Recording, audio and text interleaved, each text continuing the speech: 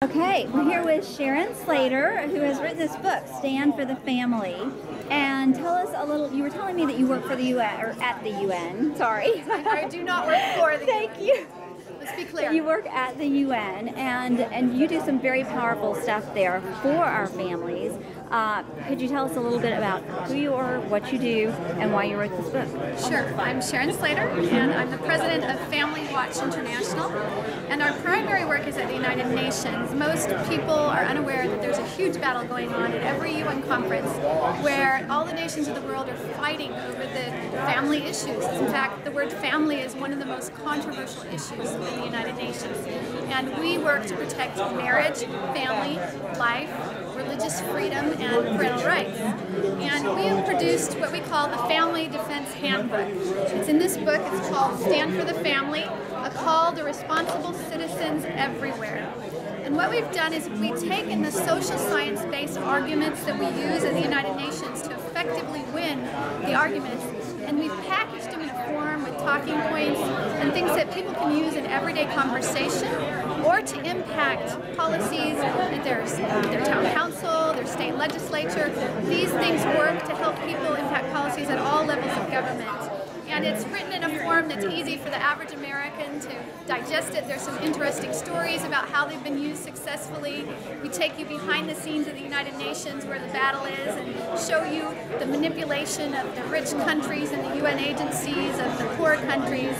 And one of the things we're trying to get out is how President Obama currently is at the forefront of this sexual rights agenda at the United Nations. And we've just created a powerful documentary.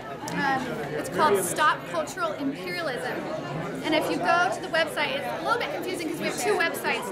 This book is found on standforthefamily.org. This is a coalition effort to launch this documentary, and that's at standforfamily.org. Okay. This is free. We're just trying to get the message out. This documentary exposes what President Obama is doing with the UN agencies, enforcing these sexual rights that sexualize children.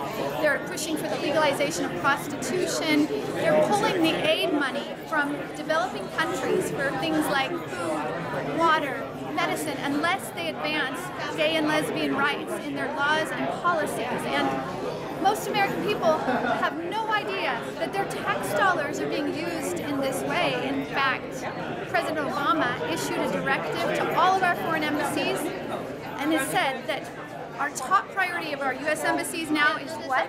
Can you guess? Advancing gay and lesbian rights. Oh. We are creating enemies of these countries. They're angry, they speak out here, and they ask the American people to stop President Obama from this cultural imperialism that he's engaging in with all these UN agencies. So we hope everyone will go to this website and see the documentary, Stand for Family, at standforfamily.org, but they'll pass it on and let as many Americans and people in different countries know so that we can all stand together to stop this abuse of our tax dollars, of the UN system, and this whole agenda that is destroying cultures and nations because it's striking at the family. Absolutely. Okay, one of my favorite things to say is the UN is un-American. How true is that? Well, it depends on what you mean by un-American, because you've got what they stand for and what we stand for. Well, absolutely, because the majority of people throughout the world, there was a values survey that was done of the whole world, believe that a child needs a mother and a father for optimal development. They believe marriage is important. And that's a worldview, not just the majority of Americans, but the majority of people in the world.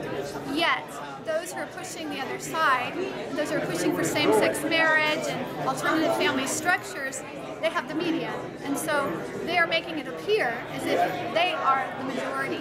And unfortunately, we are found right now in the United Nations to be fighting our own government, because our own government is pushing all these anti-family provisions, and so that's causing the world to believe that Americans are not who they really are.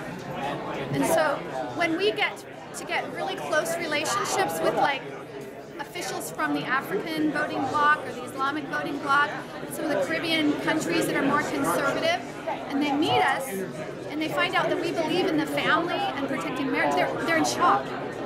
because what they see from our government is completely different than the reality in our country, and that's very unfortunate. Right. Right. Well, thank you. Thank you, Sharon. I appreciate everything that you're doing, making everybody aware that this is going on behind the scenes, because as you say, most of us are not aware. It's happening with our tax dollars. We know the money's going somewhere, but we don't know where. And now we have a little clue into where some of that is going. And thank you so much for everything you do and for interviewing with us today. Oh, thank you so much.